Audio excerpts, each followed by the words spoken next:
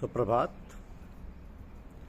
भोजन, यज्ञ, तपस्या और दान। भोजन, यज्ञ, तपस्या और दान, ये हमारी आज की आध्यात्मिक चर्चा का विषय। प्रकृति के भिन्न भिन्न गुणों के अनुसार भोजन, यज्ञ, तपस्या और दान में भेद होते हैं। वे सब एक से नहीं होते। जो लोग ये समझ सकते हैं कि किस गुण में क्या करना चाहिए, वे वास्तव में बुद्धिमान हैं। जो लोग सभी प्रकार के यज्ञ, भोजन या दान को एक समान कर उसमें अंतर नहीं कर पाते, वे अज्ञानी हैं। ऐसे भी प्रचारक लोग हैं जो ये कहते हैं कि मनुष्य जो चाहे वो कर सकता है और सिद्धि प्राप्त कर सकता है, लेकिन ये मूर्ख मार्गदर्शक शास्त्रों के आदेश अनुसार कार्य नहीं करते। ये अपनी विधियां बनाते हैं और सामान्य जनता को भ्रांत करते रहते हैं।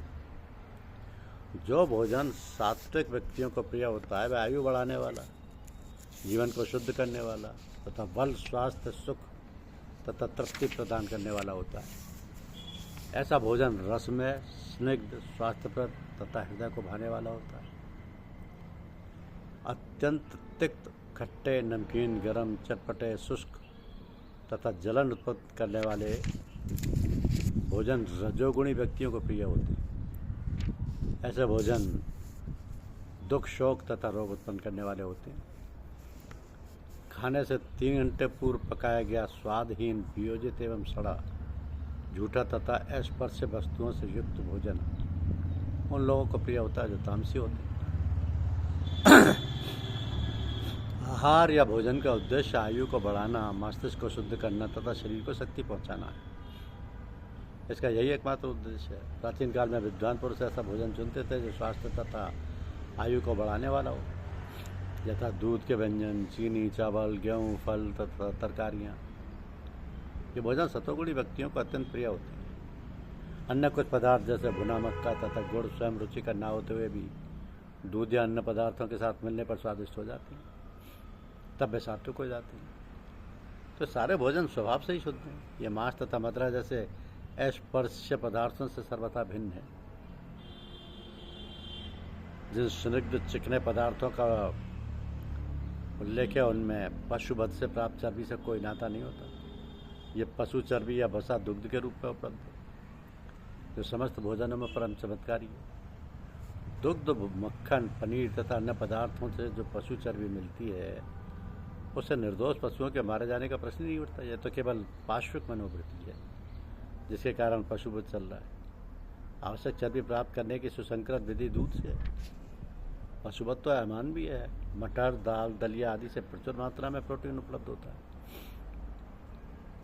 तो जो राजस भोजन कटु, बहुत लवणीय या अत्यधिक गर्म चरपरा होता है, वो आमाशय की श्लेष माँ को घटाकर रोग उत्पन्न करता है। तामसी भोजन अनिवार्यतावासी होता है। खाने से 3 घंटे पूर्व बना कोई भी भोजन भगवान को अर्पित प्रसादम को छोड़कर तामसी माना जाता है। बिगड़ने के कारण उससे दुर्गंध आती है, जिससे तामसी लोग प्राय आकर्षित होते हैं, किंतु सात्विक पुरुष उससे मुख मोड़ लेते हैं। उच्छिष्ट या झूठा भोजन उसी अवस्था में किया जा सकता है जब वह उस भोजन का एक अंश हो जो भगवान को अर्पित किया जा चुका हो, या कोई साधु पुरुष विशेष रूप से गुरु द्वारा ग्रहण किया जा चुका हो। अन्यथा ऐसा झूठा भोजन तामसी होता है और वह संदूषण या रोग को बढ़ाने वाला होता है। यद्यपि ऐसा भोजन तामसी लोगों को स्वादिष्ट लगता है, लेकिन सतोगुणी उसे ना तो छूना पसंद करते हैं ना खाना। सर्वोत्तम भोजन तो भगवान को समर्पित भोजन का उच्छिष्ट है। तरकारियाँ, आटे तथा दूध की बनी वस्तुएं भक्तिपूर्वक भेंट किए जाने पर स्वीकार करते हैं। निस्संदेह भक्ति तथा प्रेमी प्रमुख वस्तुएं हैं जिन्हें भगवान स्वीकार करते हैं। प्रसाद हमको एक विशेष विधि से बनाया जाए। कोई भी भोजन जो शास्त्रीय ढंग से तैयार किया जाता है और भगवान को अर्पित किया जाता है, ग्रहण किया जा सकता है, भले ही वह कितने ही घंटे पूर्व क्यों न तैयार हुआ हो, क्योंकि ऐसा भोजन दिव्य होता है। अतः भोजन को रोगाणुरोधक, खाद्य तथा सभी मनुष्यों के लिए रुचिकर बनाने के लिए सर्वप्रथम भगवान को अर्पित करना चाहिए। यज्ञों में वही यज्ञ सात्विक होता है जो शास्त्र के निर्देशानुसार कर्तव्य समझकर उन लोगों को द्वारा किया जाता है जो फल की इच्छा नहीं करते। सामान्यतः यज्ञ किसी प्रयोजन से किया जाता है, लेकिन यहाँ पर यह जरूरी है कि यज्ञ बिना किसी इच्छा के संपन्न किया जाना चाहिए। इसे कर्तव्य समझकर किया जाना चाहिए। उदाहरणार्थ मंदिरों या गिरजाघरों में मनाए जाने वाले अनुष्ठान सामान्यतः भौतिक लाभ की दृष्टि में रखकर किए जाते हैं, लेकिन ये सतोगुण में नहीं है। मनुष्य को चाहिए कि वो कर्तव्य मानकर मंदिर या गिरजाघर में जाए, भगवान को नमस्कार करे और फूल तथा प्रसाद चढ़ाए। प्रत्येक व्यक्ति सोचता है कि केवल ईश्वर की पूजा करने के लिए मंदिर जाना व्यर्थ है, लेकिन शास्त्रों में आर्थिक लाभ के लिए पूजा करने का आदेश नहीं। मनुष्य को चाहिए कि केवल आर्च विग्रह को नमस्कार करने जाए, ऐसे मनुष्य सतोगुण को प्राप्त हो।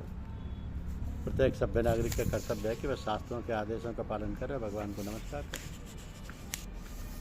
जो यज्ञ शास्त्रों के निर्देशों की अवहेलना करके प्रसाद वितरण किए बिना, वैदिक मंत्रों का उच्चारण किए बिना, पुरोहितों को दक्षिणा दिए बिना तथा श्रद्धा के बिना संपन्न किया जाता है, वो तामसी माना जाता है।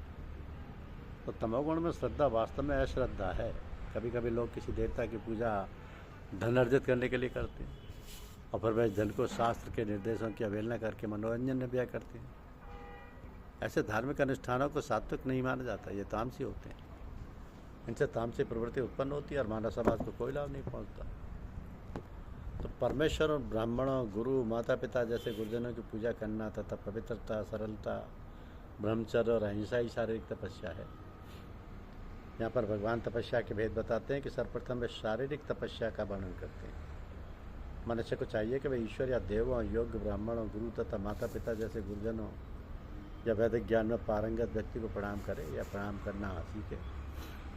इन सब का समुचित आदर करना चाहिए। उसे चाहिए कि आंतरिक तथा बाह्य रूप से अपने को शुद्ध करने का अभ्यास करे और आचरण में सरल बनना सीखे। वह कोई ऐसा कार्य ना करे जो शास्त्र सम्मत ना हो। वो वैवाहिक जीवन के अतिरिक्त मैथुन में रत ना हो, क्योंकि शास्त्रों में केवल विवाह में ही मैथुन की अनुमति है, अन्यथा नहीं। और ब्रह्मचर्य कहलाता है। ये सब शारीरिक तपस्या है, ये सब शारीरिक तपस्या है। सच्चे भाने वाले, हितकर तथा अन्यों को क्षुब्ध न करने वाले वाक्य बोलना और वैदिक साहित्य का नियमित परीक्षण करना, यही वाणी की तपस्या है। धन्यवाद। YouTube चैनल को लाइक और सब्सक्राइब अवश्य कीजिए। शुक्रिया।